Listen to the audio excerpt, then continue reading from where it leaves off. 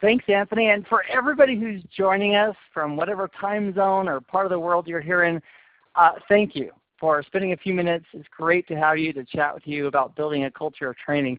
Let's first of all start off with some common ground. What I'd love to do is make sure we have vocabulary straight. Training could mean, for example, training for a marathon, which my friend Anthony Sequeira is currently training for like a half marathon or something like that. So there's physical training, and then there's also training in the sense of training to get new job skills or professional skills that are needed for employment for yourself. So regardless of the direction you're heading, training is a really critical aspect. And what we've discovered is that there's a 1-5-10 rule. Let me break that down with you. Every hour that a person spends training, learning a skill, I don't know, maybe it's VMware or Cisco systems, or maybe it's business skills, but every hour that's invested in training, there's usually a 5 times return on that. So instead of fumbling through it, for example, or not doing it correctly and having to redo it, the hour spent in training is usually going to pay off 5 times, 5-to-1 return.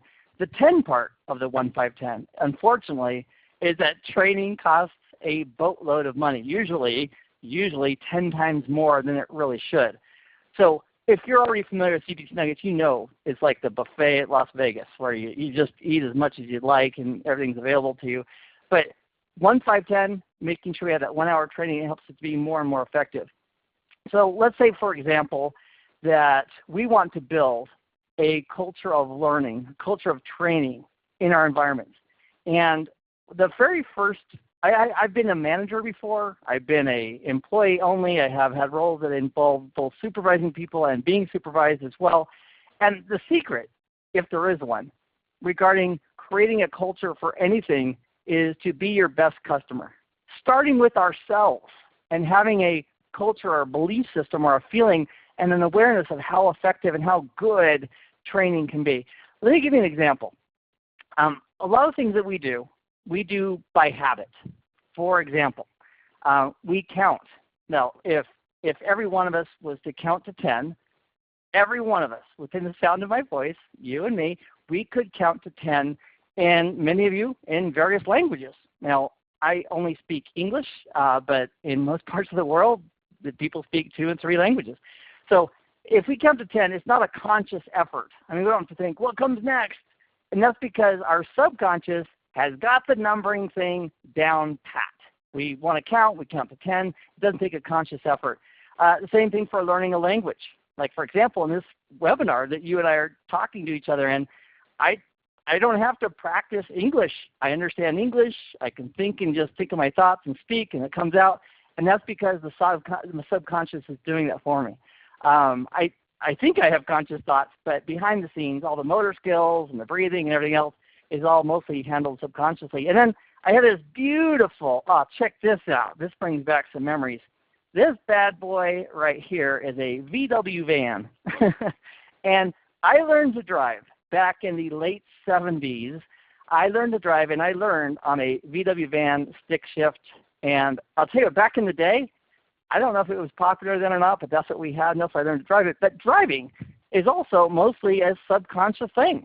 We don't really have to think. After we learn to drive, we can carry on a conversation. We can sing to the radio after we've learned the skills, and our subconscious is taking over for us effectively in driving.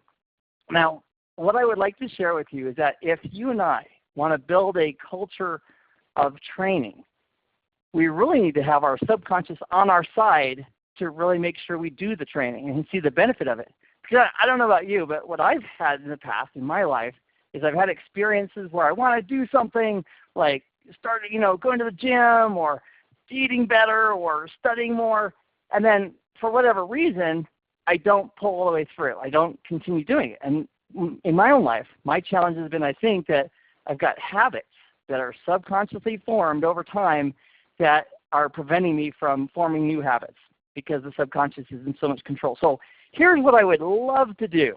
I would love to do a visualization exercise with you right now. Now, most of us, many of us, I should say, are in trance lots. For example, I was with one of my kids the other day, and she was looking off into space. I was sitting next to her, and she just like glancing off in the distance, nothing there. And I said, what are you thinking about?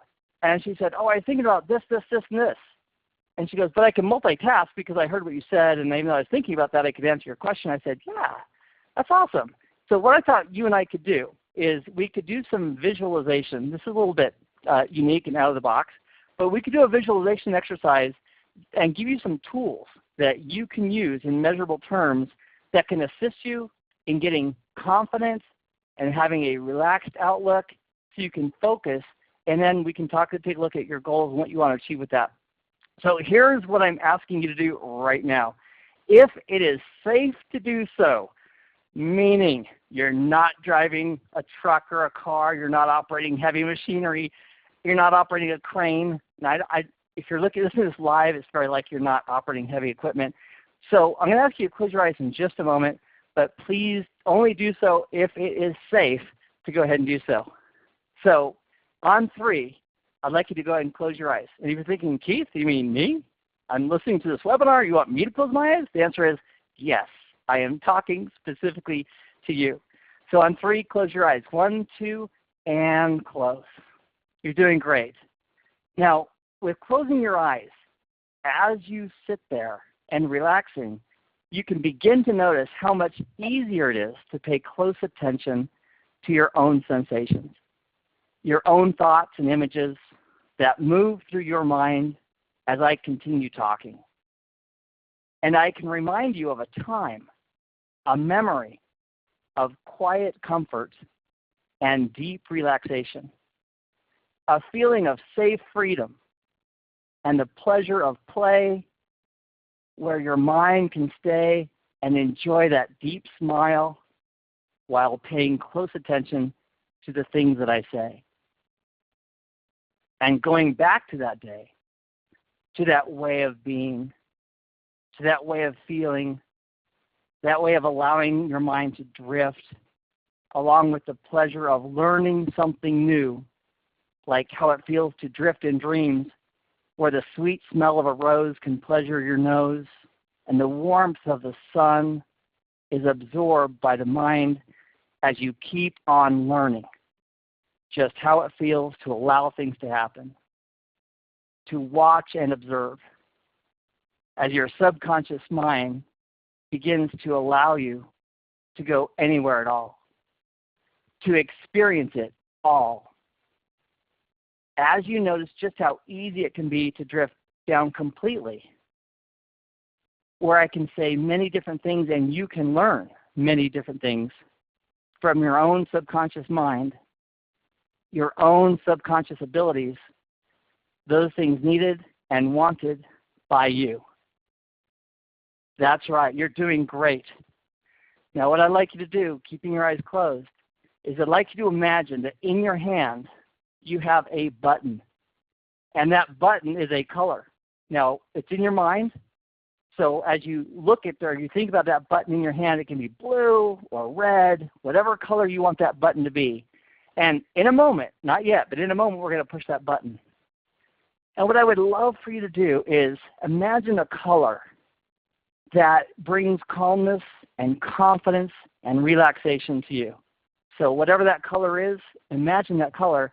And when we push that button, that color from the top of your head all the way through your body to the tips of your toes is going to go through you in your mind and just saturate you with confidence and relaxation. So in a moment, we're going to press that button. 1, 2, 3, press your button. And as you press that button, imagine that feeling of confidence, that color of comfort and confidence to completely wash through your body.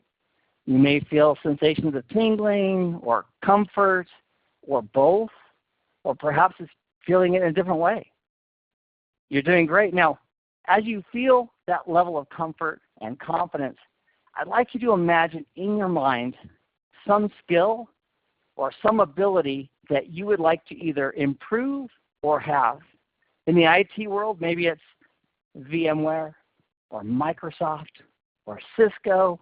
In a business environment, maybe it's how to develop a team with human resources or finance or DevOps or one of my favorites, QA. And then I'd like you to visualize having those skills and knowing exactly how to do that thing it is that you'd like to improve on.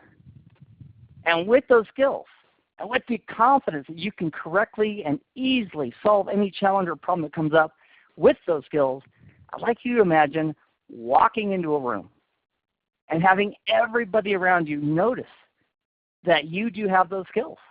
And they're comfortable.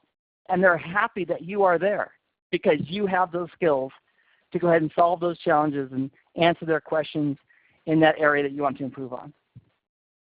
Now, with that feeling of confidence and the ability with the skills that you've developed and that you have, I want you to take that button in your hand, feel the button in your hand, and we're going to press it in just a moment. And when you press it, those feelings of comfort and confidence and the ability to address the issues that come up based on the skills that you have, I want you to lock that in and feel that confidence. Feel that color of confidence and relaxation that you get from that. We're going to press the button in 3. 1, 2, 3, push. And feel that comfort and feel that confidence going through your entire body, from the top of your head to your shoulders as they relax, to your legs, all the way down to your feet. And here's our gift that we can give ourselves. Anytime that you want to return to this feeling of comfort and confidence and relaxation, you can simply close your eyes when it's safe and press that button any time that you want and have those feelings back. So in just a moment, you can keep your button. You don't have to throw it away. But in just a moment, I'm going to have you open your eyes again. And that button, my friend, is yours to keep. You've earned it. It's the button in your mind, and you can leverage that. Now, one of the benefits of learning new things, as we come back to this presentation out of our visualization exercise, is one of the benefits of learning new things is we are actually changing our mind.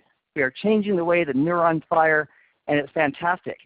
And what I'd like to do is talk about what we can do as managers and fellow employees to lead by example.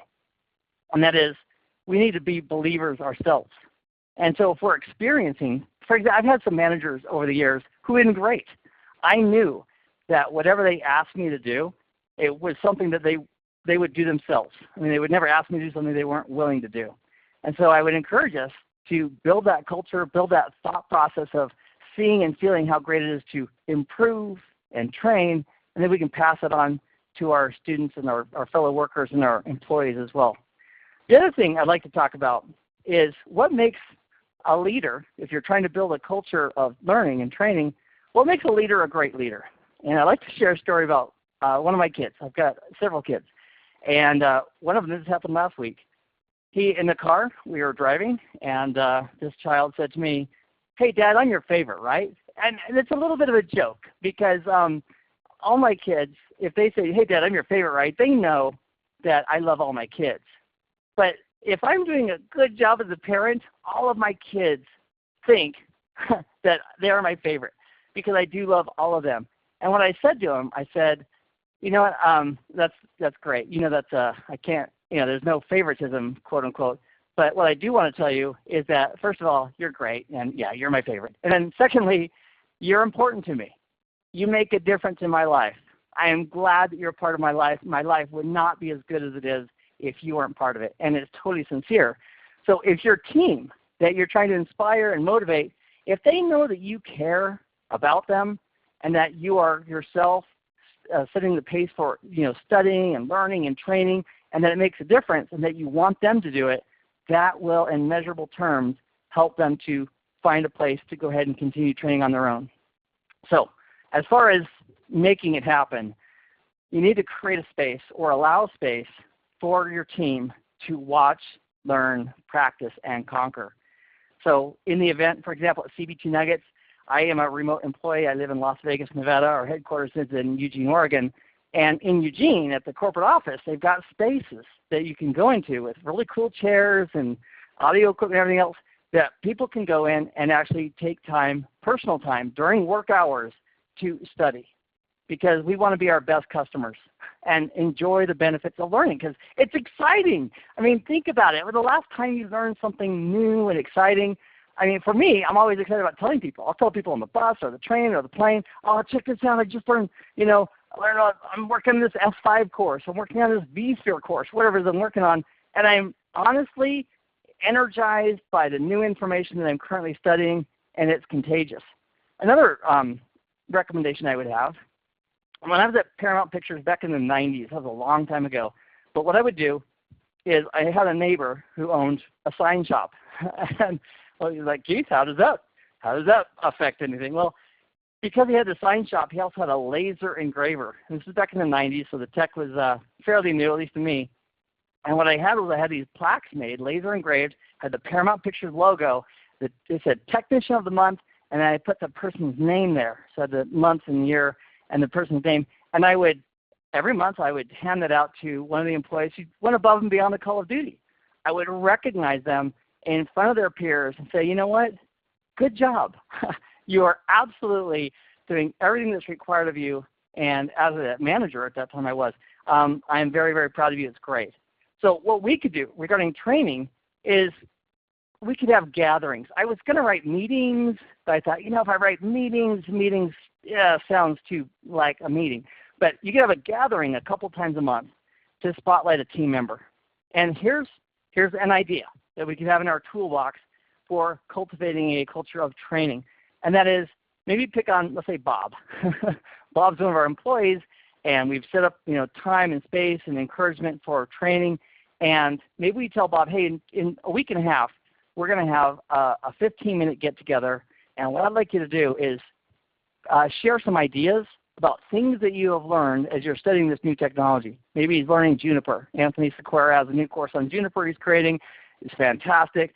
If Bob's going through Juniper, maybe we ask him, can you give us like a 5-minute high-level presentation on what you're learning about Juniper and why it matters and stuff that might be interesting to you or what you're learning? Guess what? Bob is going to do a fantastic job for 3 reasons.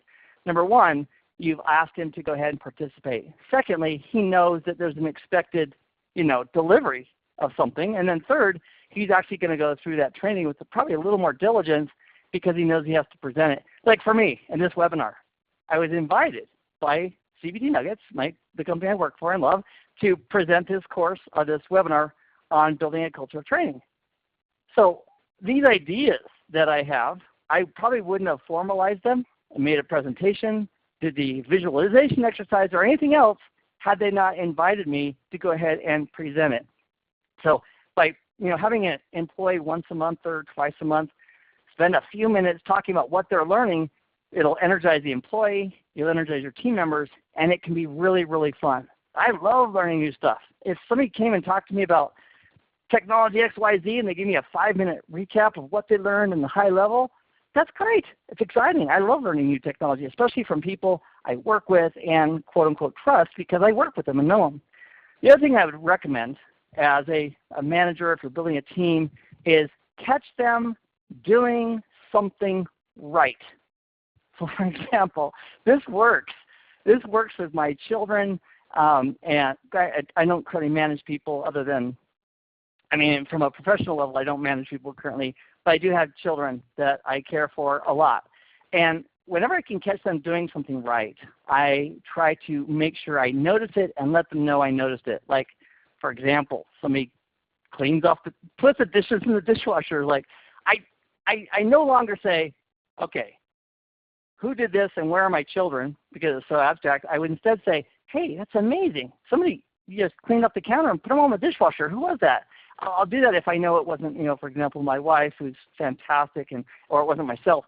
And then once I announce who it was, I say, that is great. You know what? I really appreciate that. You didn't have to do that. And I just want to let you know I noticed, and I think that's fantastic. I would love you whether you did it or not, but the fact that you did it, that's fantastic. It's great. As employees can get that from their managers.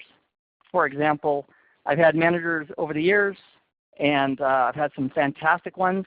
And I would go into battle for most of the managers I've worked with, including the ones at CBT Nuggets, because they're awesome.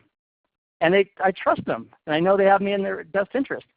So if you catch your employees doing something right, like for example training, you notice that somebody has scheduled the training room or the study room, and at 12 to 12, from 12 to 12:30, and you peek in there, and they're in there studying, you know, just a quick thumbs up. Don't speak because they might be studying and practicing or whatever.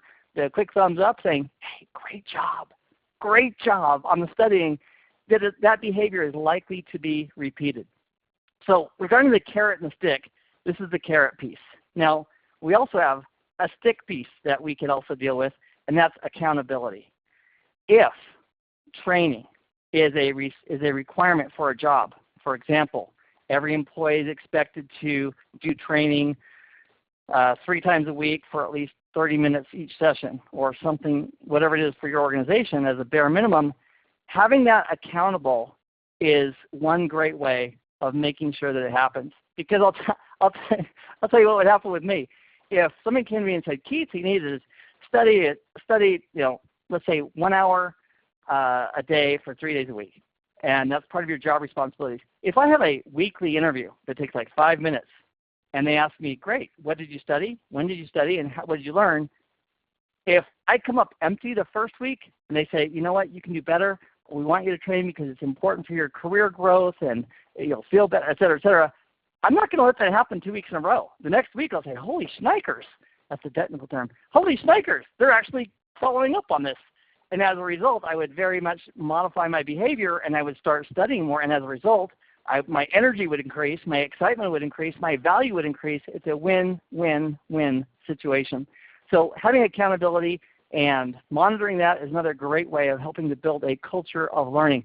Learning is the only survival mechanism that we have in the world of IT. All the technologies that I learned 20 years ago are not extremely helpful in today's networks of virtualization and systems and everything else that's currently going on. It's either swim, I'm not going to say or die, but we can enjoy the swimming and get the exercise from that swimming and enjoy it as we go through. So we have a couple moments for questions. I also wanted to just share with anybody who wants it some of my contact information. As Anthony mentioned, this is going to be posted so you can go back and watch it and listen to it again. If you didn't do the visualization exercise for whatever reason during this webinar live, I would encourage you to go back and give yourself the gift of that button and the feeling of confidence that you can create in yourself that you can then apply. Because check this out. If I'm going to go in and study some topic, and I can go in with calmness and confidence and relaxation as I begin to learn that new topic, by hitting that button, I'm going to be way more open to learning it and have it stick than if I just tried to brute force and hit it straight up. So use it as a tool if you'd like. So we do have some questions in the queue, and let me go ahead and I'm going to thank Anthony for sorting some of those out for me. The first question is, how much time should I allow my team to train each week or month?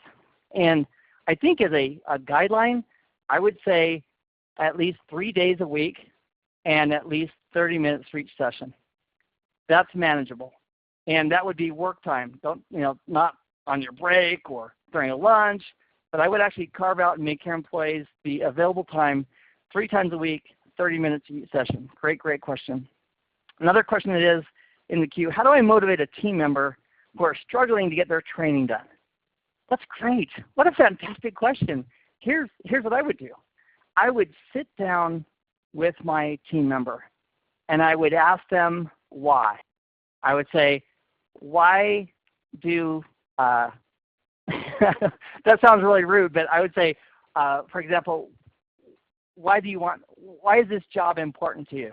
I want to provide for my family and blah, blah, blah. Then I'd ask them, why would it be important to increase your skills? What's that going to buy you? And I'd have them start visualizing what could happen for a technician who's at the help desk who starts doing diligent studies on a daily basis.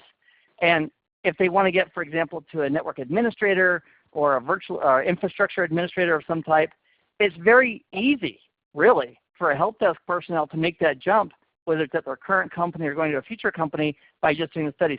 I know of someone who had no official, quote-unquote, industry experience and was using CBT Nuggets products, studying and labbing it up and practicing, got a really great 6-month contract here locally, and then he actually got a job with Amazon Web Services, which to me is amazing. He went from no experience to Amazon Web Services. They've got thousands of ports and clusters and everything else, and he got there because of consistent, diligent learning and practicing and studying as he went.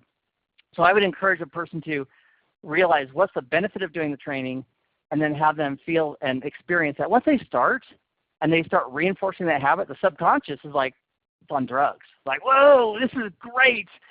I'm learning, I'm more excited, and that can go into a feedback saying, hey, you know what, this is working. I want to do this again and again and again and again and make it a lifelong habit. There's another question in the queue saying, what is an average bonus associated with training or certification goals that are achieved? That is a great question, and I have zero idea on what is quote unquote an average. But here's what I would do. If I had a team and I wanted to encourage them, I'd first of all start with myself and make sure that I was walking the walk, I was enjoying the learning, enjoying the training. And then secondly, I would create periodic rewards. For example, maybe 1 month we grab an employee who's done excellent on their training, and I would just point them out in a team meeting saying, you know what, Bob's a very popular, so Bob has just nailed his training goals for the month. And what we like to do is give him a couple tickets to the ball game, or you know what, we're going to invite you with the senior executive officer to go ahead and go to lunch or dinner with your spouse and family to make it supporting. And that reinforcement would help. So monetary rewards, money as a reward doesn't last very long, but building a memory, having first place is lunch with the CEO. Second place is 2 lunches with the CEO. Now, if it's not pleasant, for example, you have several companies ago, there was some C-level people that we didn't want to have to deal with. But as long as it's a motivational environment, you could actually have lunch with somebody that they wanted to have lunch with. Okay, moving on. Next question. Should I connect training goals to financial bonuses? And I would say absolutely yes. If I know that my goals for the year, for example, are this, that, and the other, and part of that is continuing my learning, which is being monitored on a regular basis, like once a month or twice a month, verifying that I'm doing it, that's great. And then that could be a huge benefit. I would say that's a great idea. Another question, how can I motivate my coworkers to study? I'm not a manager. It is contagious if I am studying. So for example, let's say you and I worked at a company, Acme Incorporated, and we start studying something, we start learning something. Hopefully we're going to share that with others. In fact, that's a technique that I share in a lot of our courses, is that teach what you learn to others, because the teacher learns it twice, sometimes 3 times, because we're going to learn it based on us repeating it and teaching it to others. So somebody else who, for example, I've got a friend. I talked to him about SDN, software-defined networking, and he said, I'm too old. You know what? I know what I know. I don't want to learn anything new. And he said, I just finished it. So over a course of time, as I started talking with him about exciting things in the world of virtualization with vSphere and NSX is getting better and better and better and so forth, he changed his mind based on I think partly based on my enthusiasm for the product and how it works and how it's important. So I think being the primary example of being the motivation and being willing to share and help a coworker, that's a great way to help motivate others to go ahead and do learning. And we have one last question, which we're going to take, and it's this. So I'm trying to get my partner to take a project management certification to help them improve on their effectiveness in their job. They've gone through all the potential benefit and even gone ahead to buy materials, but that person is least motivated to engage in studying. How do I inspire that person? Well, if you are that person's, it's a partner, not a manager.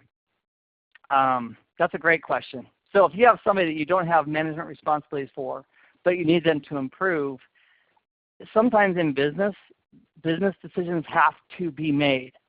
So if there is a need, a benefit at the company for individual improvement, and the person is not willing to do it, we can lead a horse to water, but we can't make them drink. So part of the solution would be to make sure it is fun. Make sure that, if I think about this, If I think about exercise as, oh, I got to get up, I got to change my clothes, I got to put some shorts on, I got to go down to the gym or go over to the elliptical, whatever it is. If I have that kind of feeling, there's a whole bunch of subconscious umph to not do it. However, if somehow we can encourage a different mindset, maybe do some visualization technique. Now, if somebody does not want to do a visualization technique, they do not want to, you can't force somebody to do a visualization technique. I think the best thing you can do is be a great example at a higher level in the company, perhaps point out the benefits of additional training for the benefit of the company, and realize it's a team effort. No man or woman is an island. A company is a team of individuals who are working together. Hopefully we have each other's vested interest at heart. So setting the best example you can would be probably the best thing you can do, other than talking to one level up of management and getting them to buy in as well. Because when the tide rises and people learn new things, all boats rise. So that's the goal, I think, of any company, is to be better, provide better services, and to enjoy the process, which is at the end of the day, no matter where we end up, it's the process, it's the journey where we're going to have the memories. And learning and building a culture of training, it really does make that journey a lot more exciting. For my job, every day I wake up to pinch myself to realize how great this is. I get to study for a living, to take concepts, break them down into logical chunks, and then create training in nuggets that are training that I would have liked to receive if I was learning this for the first time. So I'm going to make it easier for the IT professional to learn the technology. And if I do my job correctly, if we do our job correctly at CBT Nuggets, I can make it fun and convenient and easy to get a person from A to Z to improve their life, to improve their skills, and to improve their overall company that they work for as well. That is it from the Q. And so I'm going to turn it back over to Anthony. And again, everybody who's joined us, I absolutely appreciate your time in joining us for this webinar on building a culture of training. And again, the number one responsibility would be to adopt it for yourself, and then let others see your example. And if you're a manager, set up the tools like accounting and accountability and time and space and reward mechanisms so that your whole team can benefit from that culture of training that you're developing.